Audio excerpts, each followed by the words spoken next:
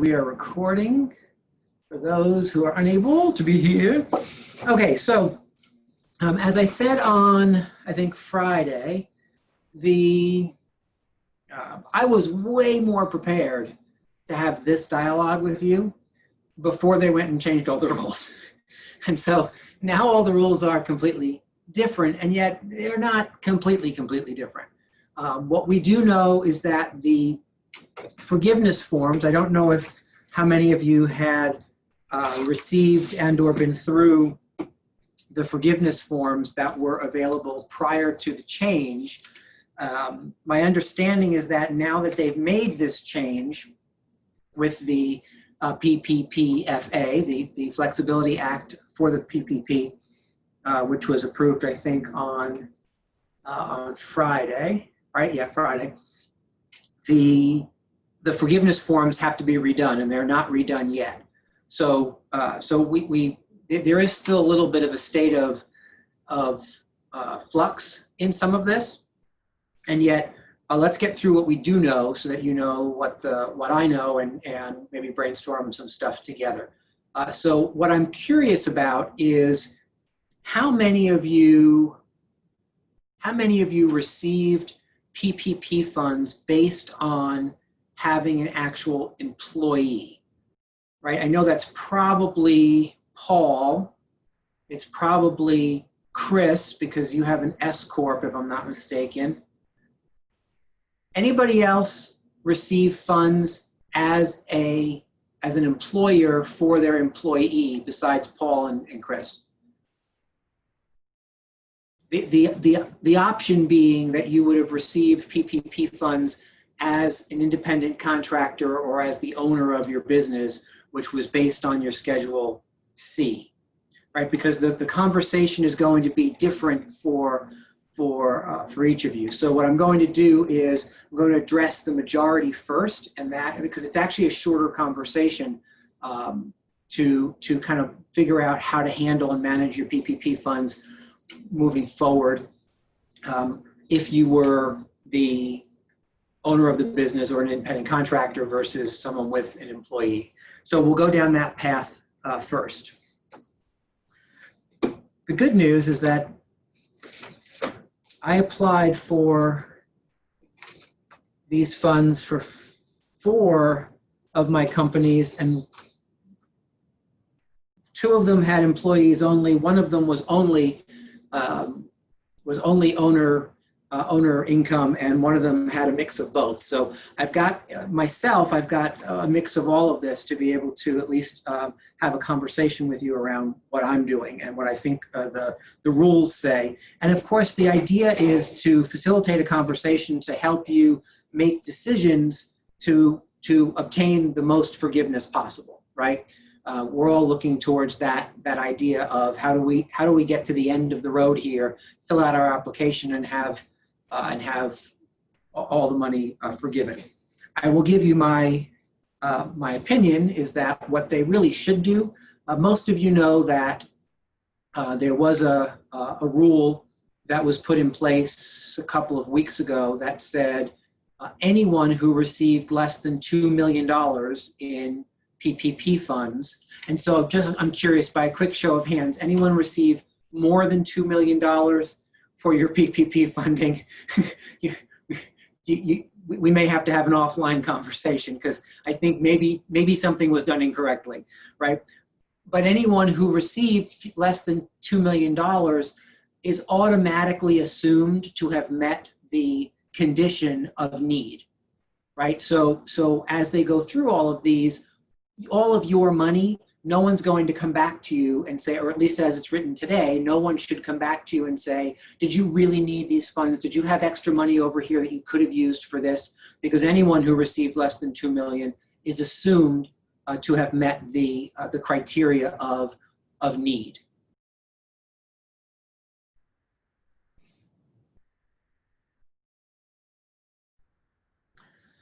That said, what you do know is that the money you received was based on a certain calculation, and forgiveness in and of itself is based on a slightly different calculation, right? And that's what makes this such a kind of weird, a little bit frustrating discussion, because they gave you funds based on one thing, but they're going to forgive based on the other.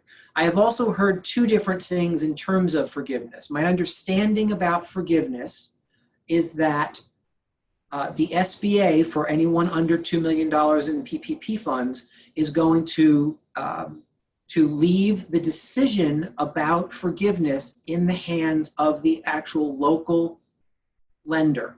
So the banks are going to be following the forms that are approved by the SBA, but making the decision on behalf of the SBA. It is not my understanding, at least today, that the local banks who loans the money are going to process the forgiveness forms and then go back to the SBA for approval. Now, I don't have that from the director of the SBA. So it's only my understanding about what I've been reading, is that the local banks are going to be making decisions about forgiveness based on the criteria set forth by the SBA. P.S. As we go through this, if you guys disagree or have heard something different, trust me, this is an area where I'm more than happy to be wrong. I'm really here to help facilitate this conversation and tell you what I know and what I think I know.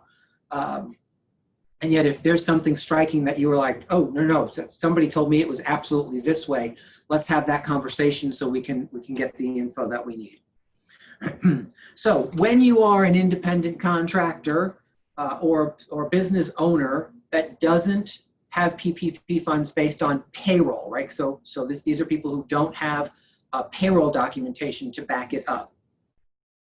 Your forgiveness of those loans, and this is why it's tricky with the two different calculations, is no longer based on 2.5 times your monthly numbers with a limit of $100,000, right? So for many of you, what you did was you looked at it and said, okay, I made over $100,000, so I take $100,000, I divide it by 12, right, which is 83.33, I believe. Am I doing that math right? $100,000 divided by 12. Whoops. That's right. Yes, is 83.33, right? And then you multiplied it by 2.5. 20,800. Right, which is 28.33, right? That's a lot of the loans that were written for the PPP funds that were written for independent contractors came out at that $20,000 or almost $21,000 number, because that was the formula. Presumably, you used your 2019, or if 2019 wasn't available, your 2018 Schedule C. I believe it's line 31 on your Schedule C, which gave you your net profit, right, from that year, to determine the number, the base number you were dividing by 12 and then multiplying by 2.5 to get the loan number. Is all this sounding pretty like much what you guys did, right? Okay, good. I see a lot of nodding heads. Here's the fun part. Your forgiveness is not based on utilizing those funds for paying salaries or paying payroll, if you will, based on that same 2.5 month determination. It's determined based on an 8-week, because originally the 8-week window to use the funds was the 8-week window. You had 8 weeks from the day that you received your funds to utilize them. It was all supposed to be done by June the 30th, which they had to throw out the window because all of mine didn't get funded until the first week of May or so. So add 8 weeks to that, you're already into the first week of July, right? And I know a bunch of people who got funded even later. So the idea of having the 8-week period of time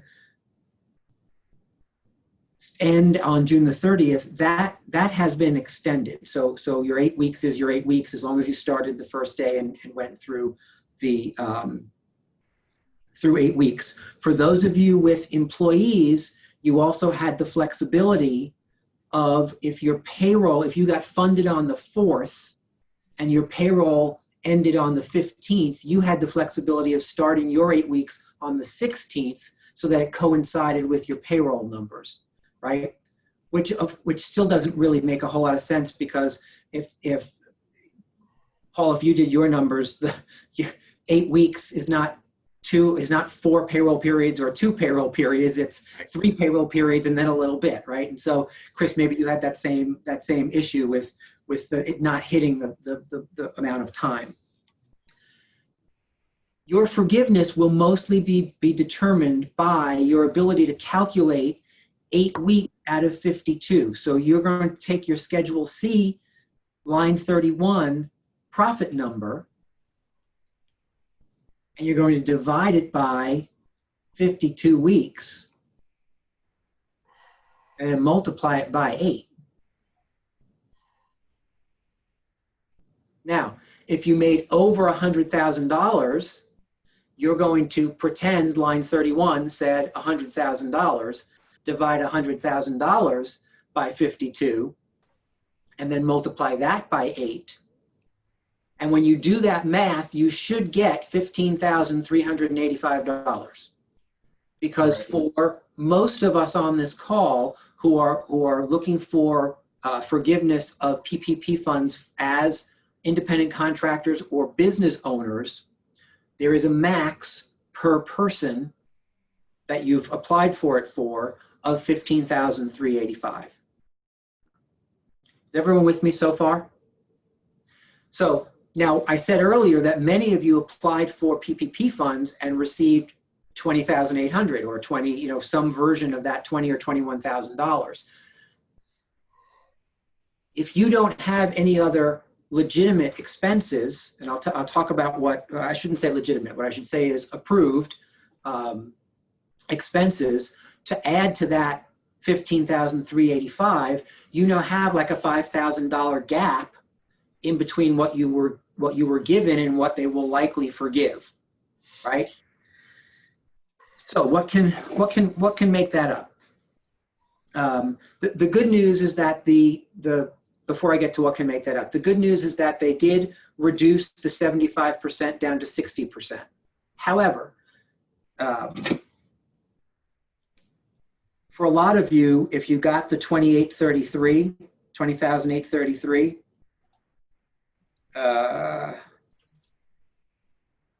the 15,385 was just about 75% of that anyway. So them reducing the number down to only 60%, right? Because now you only have to devote 60% of that of the total funds to payroll for it to be forgiven. It didn't make a big, huge difference for you, right? It was a matter of $250 or something that you maybe had to give back that wasn't forgiven. So that number, for those of you who were at that threshold of 20,000 or 21,000, depending on how your bank rounded it, versus the 15,385, that number, 75% or 60%, doesn't mean a whole lot to you. You do now have more time. You now have up to 24 weeks to utilize the money, which again, for most of you on this call, is not going to matter all that much, because you're still maxed, regardless of whether you spread the money out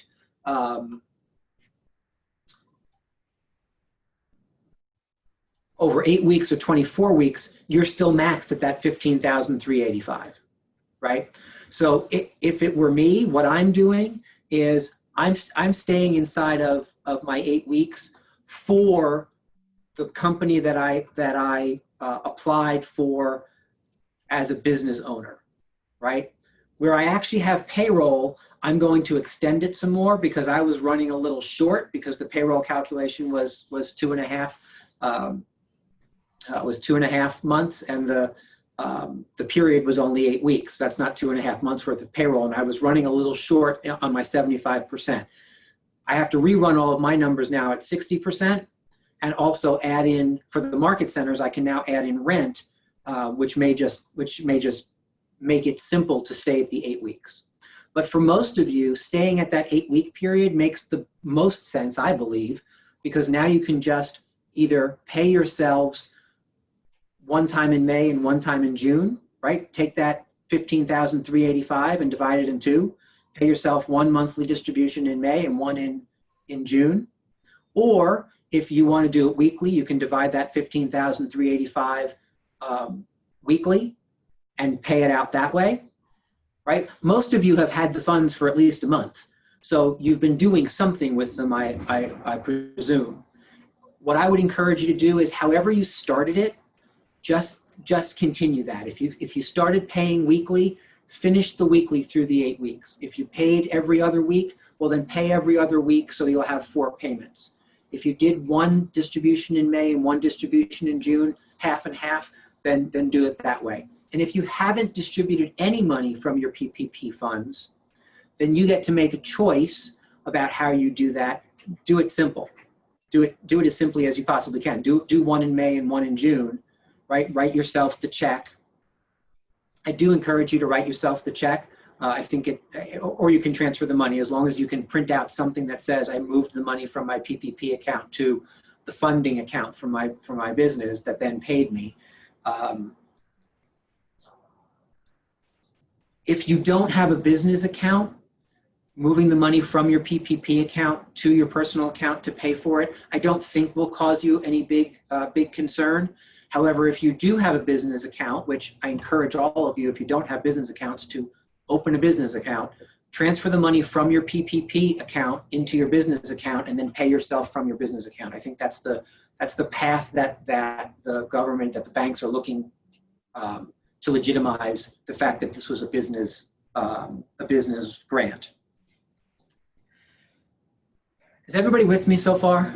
I know I'm just kind of like diarrhea of the mouth here, but I'm trying to get in everything that I have.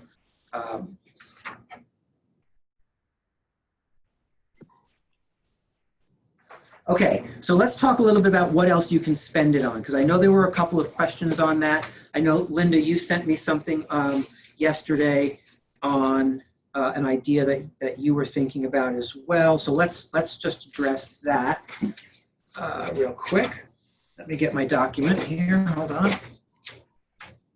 So, as you know, what the remainder of the funds could pay for is rent, business rent or business mortgage payments, business utility payments, or other payroll costs, right? I'm going to circle back to all of that in just half a second.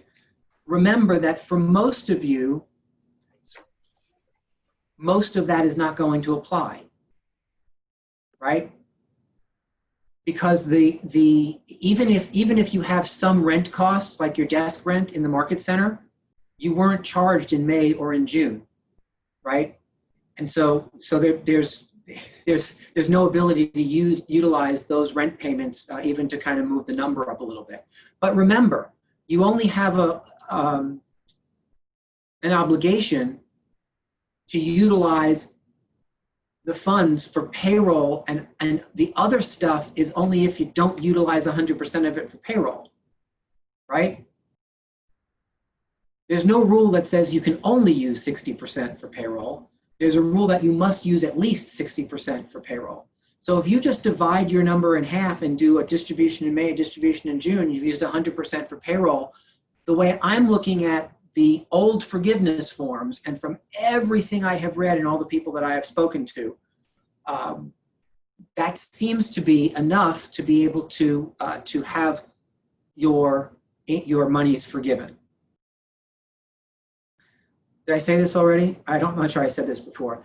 What I really think they should do is look at everyone who received less than $2 million and not only decide that they meet the threshold for need, but just decide that they're not going to see any of that money back.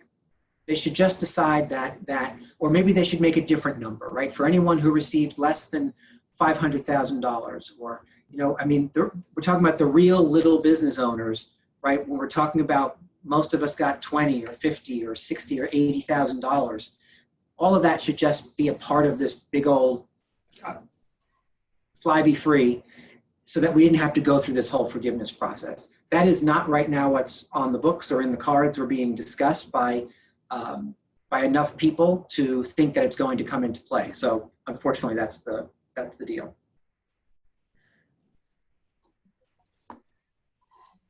Payroll costs, and Linda, this was your question. How are payroll costs defined, right? Because it says that you can also use it for payroll costs.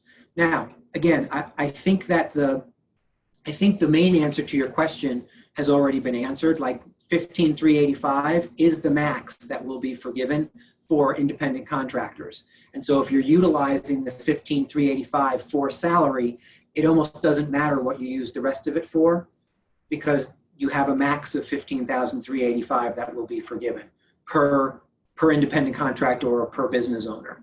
So that differential, if you received more in a loan, it'll either convert to a loan with payments at 1%, I think for 2 years is the idea, with a 6-month deferment. I think that you don't start paying until December or something like that. So there is no other stuff that you can kind of pad in there to absorb the rest of the money, because you're capped. However, for those of you who are not capped at that 15,385, which is anybody with employees, you have the opportunity to roll in, again, business rent, business mortgage payments, business utility, and any other payroll costs.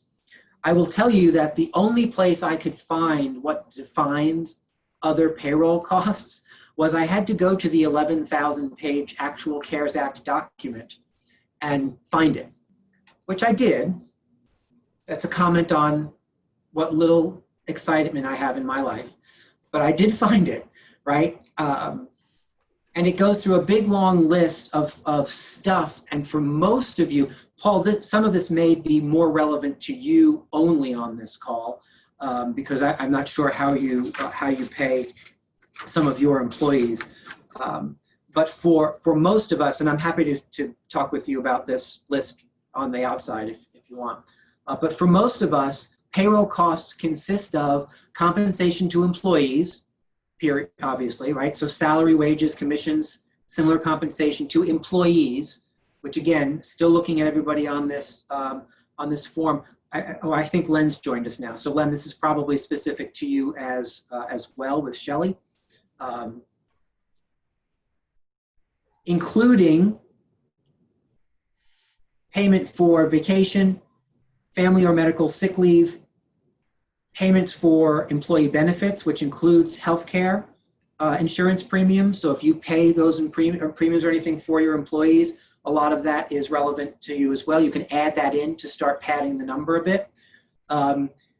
Employer side taxes, and I did this wrong the first time and had to come back and redo it. It's employer side taxes, but only state and local taxes assessed.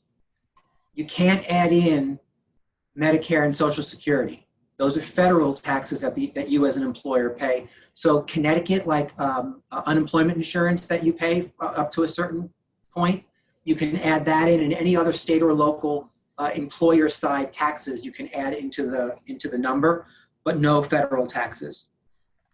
And for independent contractors only, wages, commissions, net earnings from self-employment. That's it. That's the definition for payroll costs for self-employed persons.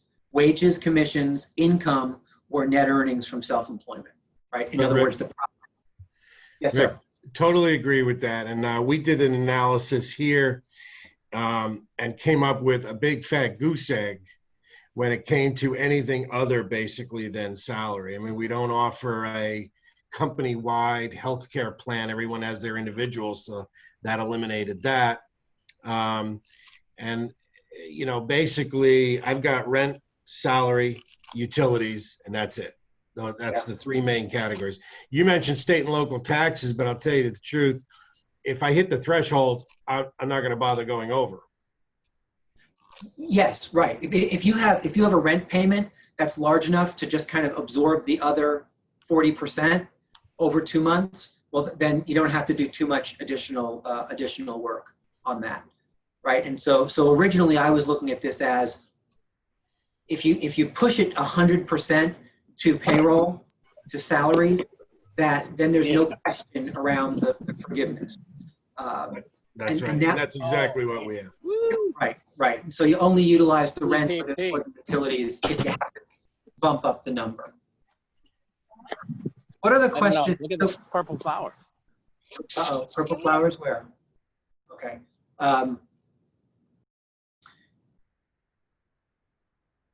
Any questions on anything that we just went through? Anything that you were hoping I was going to talk about that I didn't?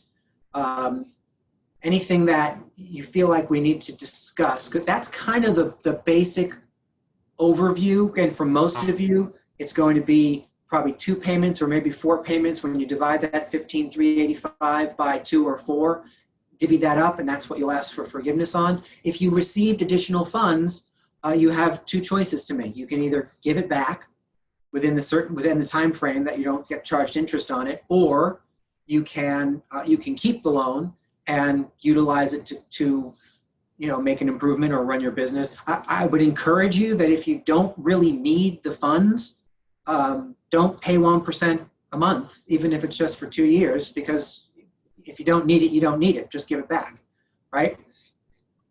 So Rick, one of the things I wanted to mention here was how to account for it in your in software. I use QuickBooks, and QuickBooks has something called a chart of accounts. Those of you using QuickBooks will be familiar with that. And so in your chart of accounts, you already had a line item called rent. And so what I did was I went into QuickBooks under chart of account and added an additional category called rent-PPP. And I did the same thing in salaries, commissions, and utilities. And now when I pay something out between when I got the proceeds in May and the 8 weeks, when I physically book the expense into QuickBooks, it goes under rent-PPP. So that when you pull your profit and loss or your balance sheet, you can clearly see January through end of April, and then May through June or July. Yeah, and that's a really good good point, Paul. Is that the accounting of this is really important, right? Everything you do with these funds, make sure there's a notation on it that says PPP, the month or the week, and what it's for. Is it rent for May for PPP? Then mark everything, whether you're transferring, writing checks, document all of it, document it in your accounting software so that you, if anyone on the outside had to look and say, where did these funds go once they landed in this account, they have a trail. They can see it went from here to here to here, because every time the money moved, it's marked. I did the same thing. Mine says staff, May 4th through May 15th, PPP.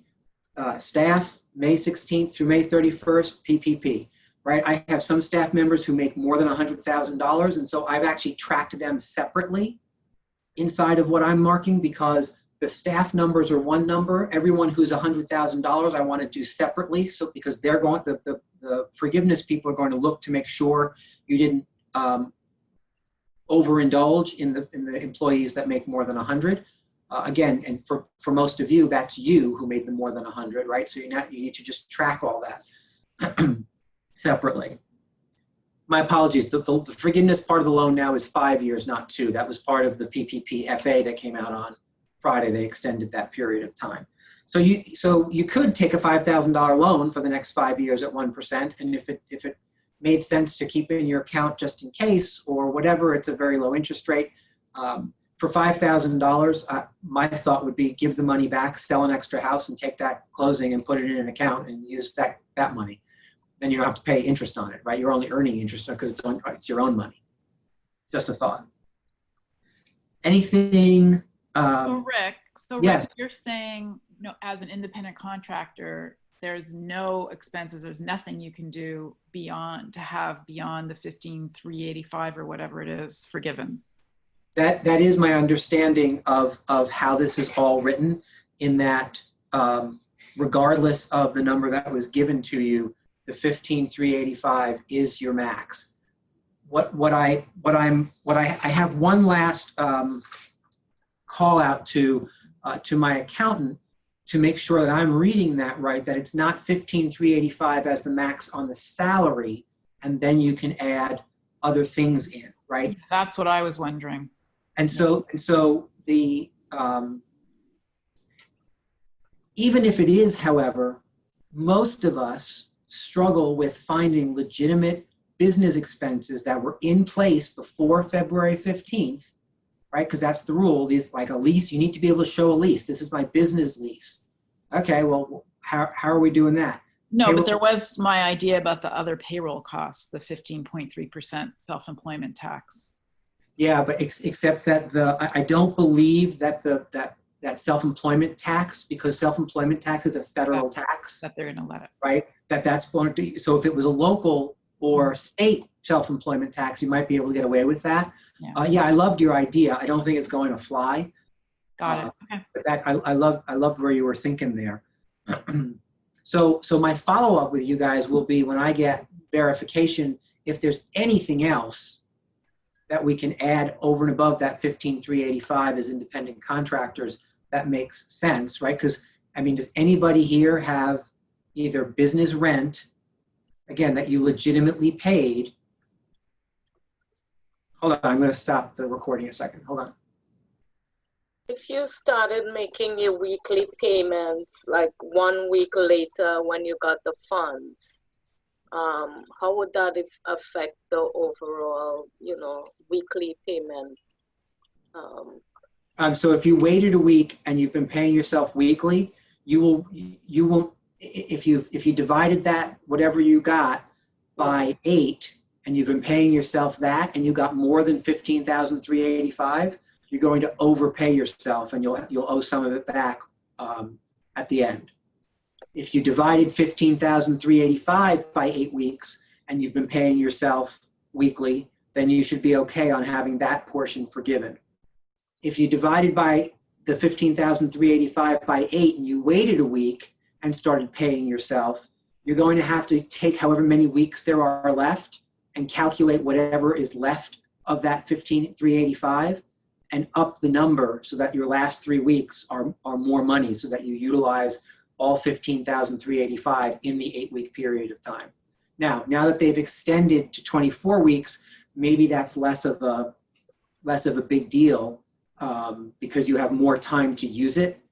So my concern is that I don't want to go 24 weeks and then have somebody come back and say, oh yeah, that whole forgiveness thing, well, we forgave everybody who submitted the application in early July, but then we realized how much money we were actually forgiving, and so now we're changing the rules all over again. I want mine done and finished as quickly as possible, which is why I'm holding my companies to the 8 weeks. I'm going to apply as quickly as I possibly can with the rules that are in place on that day and see what comes back. Because I just don't want to wait. I feel like so many things have changed since this all came out in March till today. I don't want to wait around for the changes to start coming back that now start taking things away. Because if you think that can't happen, you haven't been paying attention to government, right? Because at some point, I asked my accountant the other day, because I haven't received a tax refund from the IRS. And I said to him, have other clients received a tax refund? And he said, well, anyone who is receiving anything of substance, they're doing a closer look this year just because of everything else that's going on. So that could be delaying things. And I said, are you certain it's not because they just don't have any money to send me back? Because they've used all the other money on everything else. At some point, everyone's going to look around and say, wow, there's not a whole lot of money left to do any of this. So I would, if it were me, I might not know anything about anything, but I would use your 8 weeks, get the application in and get it done, and not start dritzing around till the end of the year. I think that puts you in more danger than not. It also allows people to learn a whole lot more. You're better off with people being less clear about what they're looking at and how they're making these decisions than you are being like the 10 millionth person in, where now they get it, they understand it, they know what they're looking for, they're dotting their I's and crossing their T's. Be the guinea pig, because the guinea pigs in the beginning are going to have more forgiven than not at the end. They're also going to be overwhelmed in that couple week stretch when everyone's up at their 8 weeks. So Agreed. I'm getting in right away. So that's also a peace of mind that you know you're forgiven or not. Yeah. So let's just talk a little bit about the forgiveness portion, because for those of you who are worried about booking this and how to book it, the idea from a balance sheet perspective is that most of you have a separate account for your PPP funds, right? I think for most of you, your bank required a separate account for your PPP funds. So you put those PPP funds in there. You then have to book that on your balance sheet as another asset account for where cash is. However, you're also booking it on the liability side because the loan is it's still a loan, right? Until it's forgiven, it's a loan. And this confused the heck out of me. I had to spend time on the phone with my accountant. Like, I finally said to him, okay, talk to me like I'm an 8-year-old, because I'm not understanding what you're talking about. And he did, and then I got it.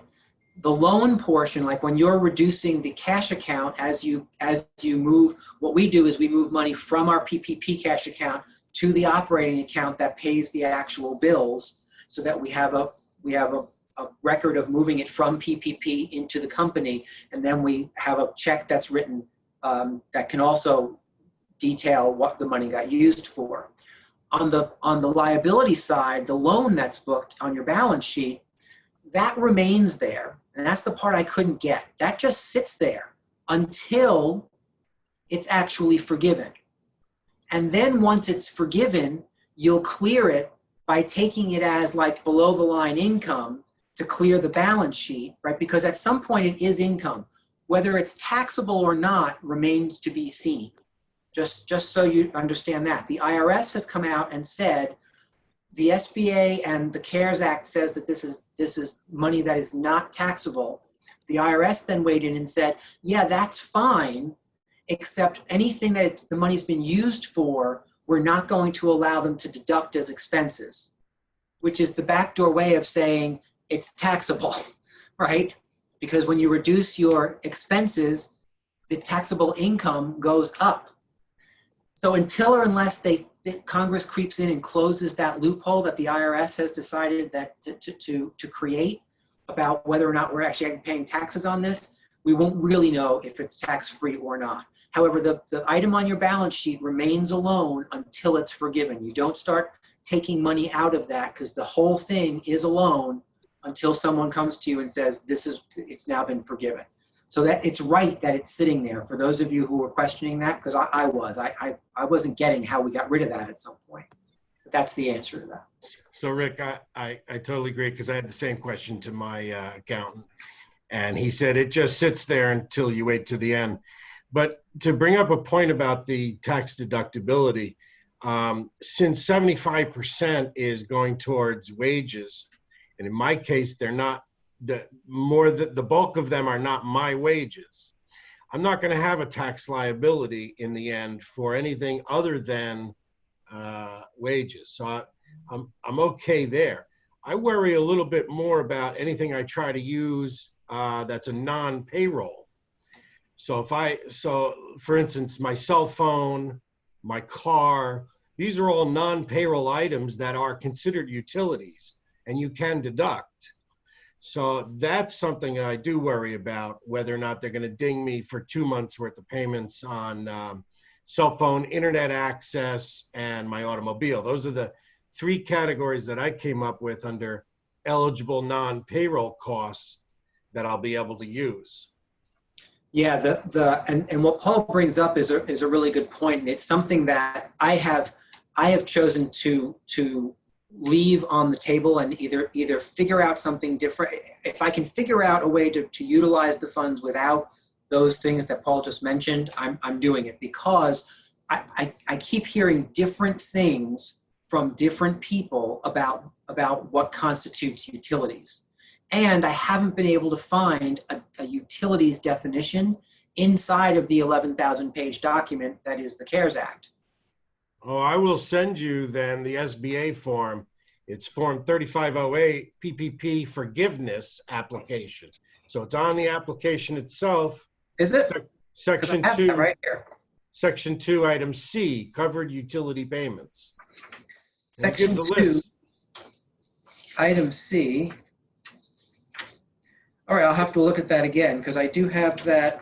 Oh yes, covered utility payments. Let's see. Electric, gas, water, transportation, telephone, internet access.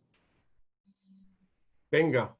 Electricity, gas, water, transportation, telephone, internet access, for which service began on February 15th or beforehand. So that's kind of a fun one then. So that might be able to I missed that. Thank you for pointing that out. Well, for transportation, I mean, I'm not as, if I'm a realtor, then transportation is definitely, hey, I drove around with my client and I went and saw this place, and this place. And so that's cool. I don't have that luxury unless I say I'm coming up to the Ridgefield office or going down to the Stanford office. But definitely phone and internet, and those are,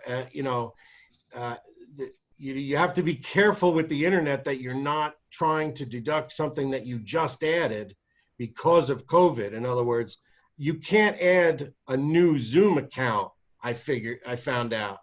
You have to have had an old Zoom account from previously in February in order to count it, which is so dull. I mean, come on, guys. You know, we're talking about like $100 here and $100 there. But all of this, isn't it for 24 weeks? You could, in theory, deduct it. Yeah, I'm just trying to get closer to the number. And No, well, I would need 24 weeks and more, but I'm just saying rather than limiting those deductions to 8 weeks, if you extend it to 24 weeks, it adds up more. Yes. And so for those of you who are looking for kind of add-ons, it may then play to your benefit to not just take the 8 weeks and go, right? And that's my hope is that I had hoped to hear back from Scott on the way it's written in the current, which is now the old PPP forgiveness doc, which is Form 3508 that Paul just mentioned from the SBA. It is oddly unclear whether or not independent contractors and or owners of businesses have 15,385 as their max period or as their max on the payroll side, and then there's the opportunity for rent and these other costs. I've read this 17 times. Although I've read it 17 times, and I also didn't catch the utility thing that Paul just mentioned. So apparently 18 times is the charm, in case you're wondering how many times to read it.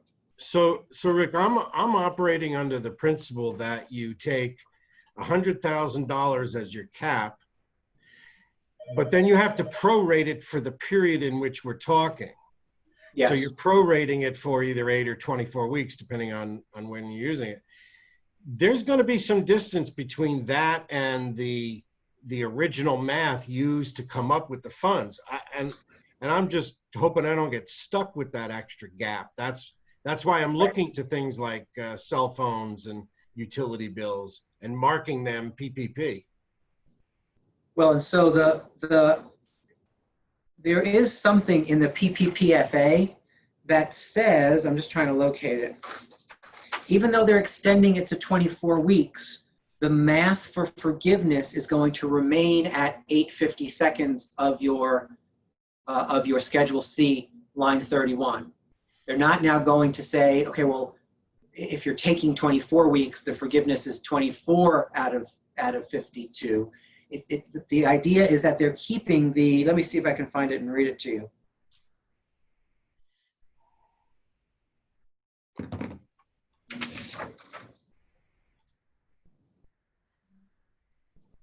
I'm not finding it quickly, but I will, I'll send you guys what I have in terms of this. Someplace I read that the math for the calculation on the payroll side is going to remain at 8 weeks, even though you have longer to use it. And here's why. Because the extension is not designed for more money to be forgiven. The extension was if you couldn't use it in 8 weeks or you didn't qualify for the proper amounts in those 8 weeks. The extension was granted because a lot of people came forward and said, look, you asked me to use these funds in 8 weeks from when we were funded. My business was completely shut down. So you're asking me to pay employees that are sitting at home doing nothing, collecting unemployment when my business isn't open. Why can't you wait until my business opens and then allow me time? Allow me 8 weeks after my business opens, which for some people are this week or next week or a couple of weeks from now, depending on what your business is, right? A movie theater, for example, they might not be open for a while type thing. So that was the whole idea of extending it to 24 weeks, but you're still the math on what's forgivable is staying at that 8 weeks because they were looking to cover a majority of the period of time that most of the country was in lockdown. That was the intent. The extra is, when does that 8 weeks start? Am I making sense to everybody? Am I making sense to even one person? I'd take even that. Can I just ask a question? Of course. Let's say I get $14,000 and I pay $2,000 to myself because I'm the only employee of my entity, and I pay $2,000 to myself monthly. What can I use this $2,000 for in order for them to be forgiven? So payroll. In your case, for most of us, it's a payroll conversation, right? I'm still investigating whether or not there are small add-ons like a desk fee or like some of the utility payments that Paul mentioned. But even if the answer to that is yes, it's going to be a small add-on over that $15,385. Maybe a couple $100 max. So for most people on this call, you have a max of $15,385 that will be forgiven, and that's going to be your payroll costs to yourself. And Silva, the key there is you're taking federal funds that were given to you as a forgivable loan and paying yourself salary, which you're then going to pay tax on. And so let's say 25% tax on the total $2,000. So in essence, you're getting the rest of that as a forgivable loan, as long as you keep track of it and make it add up, so that what Rick was saying was, don't forget to divide what you got across an 8-week span. Don't just take 2,000 arbitrarily. Take enough so that you burn through what you got. Right? Yes. Yes. So it's only at the end when you use up all the money, then you apply for forgiveness? Yes. All the funds is used up?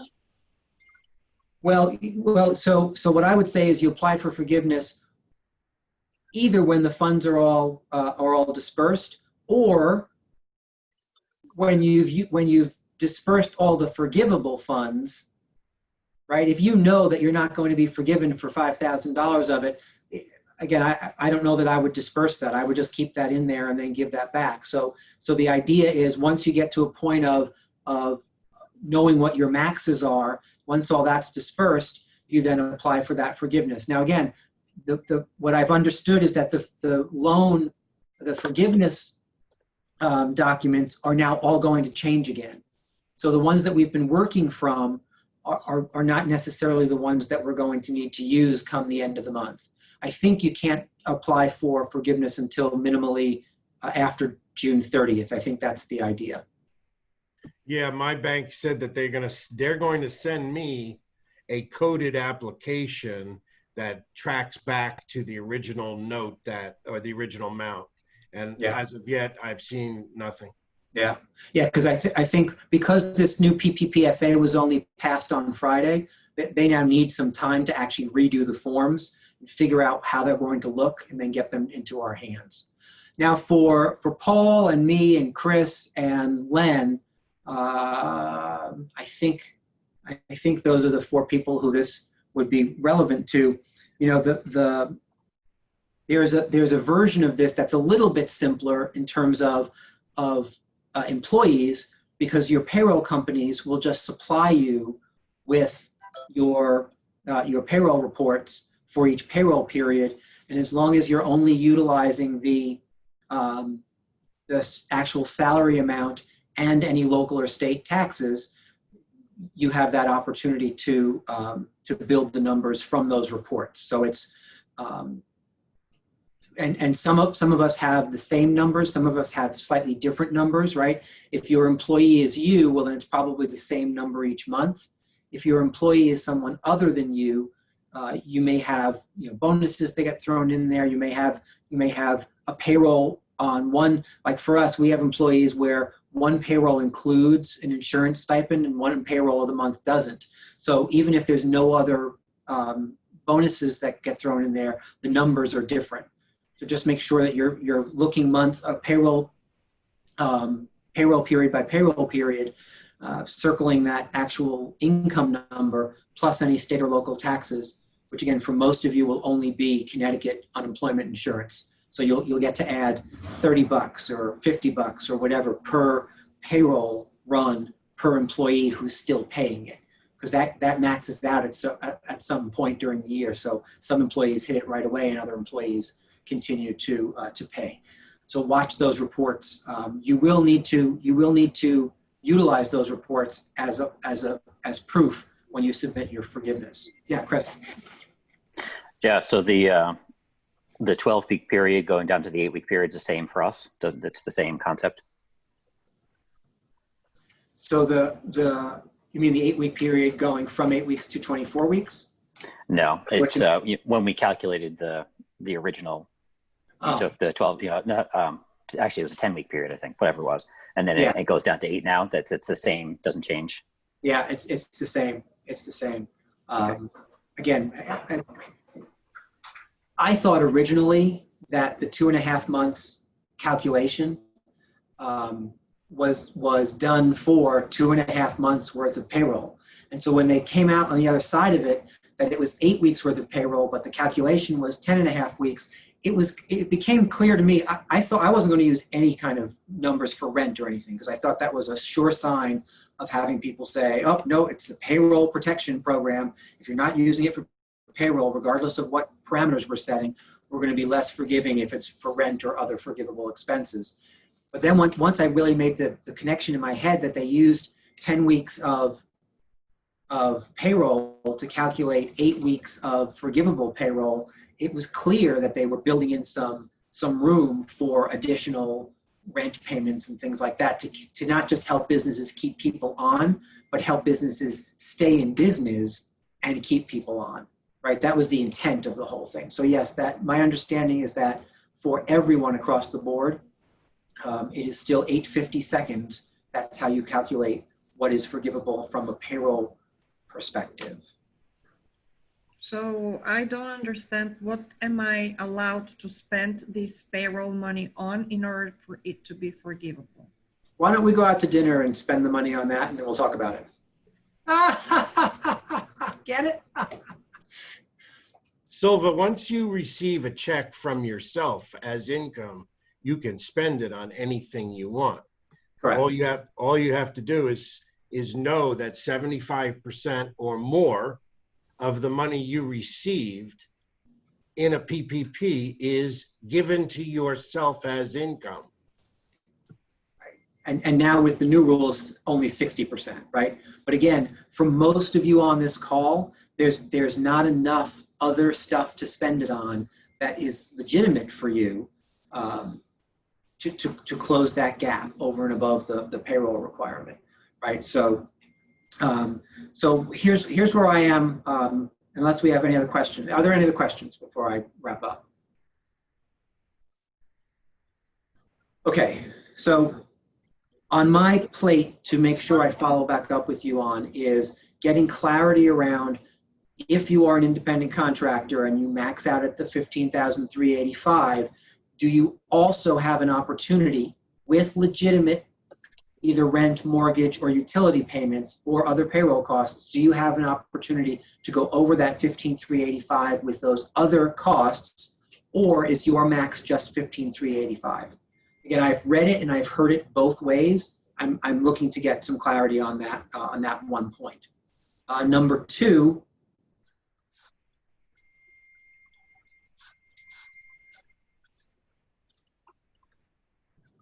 number two is going to be the utility clarification, but Paul covered that in on Form 3508. So we now know exactly what payroll costs cover and what utility costs cover. If anyone wants me to send them the list of things that payroll costs actually covers that I copied from the CARES Act, I'm happy to send that. Just shoot me a text or shoot me an email and I'll forward that off to you. Any other questions, comments, or concerns? So we have to prove to the bank after all this about this loan, show the bank the documents that what we use the money for, all the proof that the withdrawal and everything. This is what we got to work to with the bank, the person at the bank, to forgive this loan. Correct. Yeah, all the forgiveness applications and all that documentation is going to go to the bank. Whether the bank decides to work with the SBA on it or not is the bank's business, but the bank is going to be your point person, not the SBA. Go ahead, Paul. Do you have a last comment? You're muted. Yes, I just wanted to throw something in there. When we did our initial calculation to come up with the formula for what we could apply for, one of the areas that we included was, and again, each person on this call is going to be different, but the employer portion of the 401k. So in my case, you know, if I match 25 cents on a dollar in my company, then that 25 cents that I'm matching is a employer, it's part of a benefit cost. And so what I'm hearing is, and what I'm trying to do is I want to pay that now. So I'm going to pay that in this next 8 weeks. And I'm going to make sure I max out any employee who's contributing to the 401k, that the portion that I'm on the hook for as an employer, the benefit, I'm going to pay it now. And I'm actually looking to make sure I can cover as much as possible, encouraging people to put as much in their 401k over these 8 weeks so that the match is covered as a deductible. Yeah. And that's something that everybody can take advantage of. Yeah, because it does say here, payment for the provision of employee benefits consisting of group health care coverage, including insurance premiums and retirement, right? So that to me says 401k. Now here's the caveat. That's for employees, but payroll costs, by the time you get down to the bottom, says for independent contractors or sole proprietors, only wages, commissions, income, or net earnings from self-employment, right? Or similar compensation. So you'll have to, so here's how I want to end. I should have started this way, but I forgot to say it up front. I'm giving you to the best of my understanding about how all this works. I am not an accountant. I am not an attorney. I do not work for the SBA, right? And so I encourage you to hear everything that we've discussed today and have those conversations with your own professionals to make sure that the things that we're talking about and the things that I'm saying make sense, not only in terms of how all this is written, but in terms of you and your personal situations, right? Because everybody on this call has a different personal scenario that may have different opportunities. So hear this as foundational and then take it back to your own folks to say, here's what I'm hearing. Is that correct? How do we move that all forward and get their confirmation, right? Make sense? All right, guys, I hope that this was helpful. I look forward, as we know more and hear more, I'll throw another one of these together so we can sit and brainstorm a little bit more about what we're each doing. Until then, have a lovely afternoon. I'll see you at 4:30.